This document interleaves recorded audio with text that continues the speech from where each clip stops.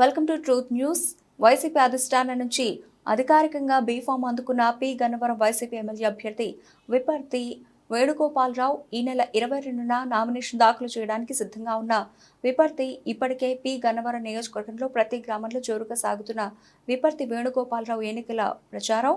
విపర్తి గ్రామంలో అడుగుపెట్టిన భారీగా హాజరవుతున్న ప్రజలు, అడుగడుగున విపర్తికి మంగళహారతులతో స్వాగతం పలుకుతున్న మహిళలు, వైసీపీ ప్రభుత్వంలో మీకు మంచి జరిగితేనే తనకు ఓటు వేయండి అని ధైర్యంగా చెబుతున్న విపర్తి వేణుగోపాలరావు ఎన్నికల్లో భారీ మెజార్టీతో విపర్తిని గెలిపించి వైసీపీ అధినేతకు కానుకగా ఇస్తామంటున్న పి గన్నవరం వైసీపీ కార్యకర్తలు.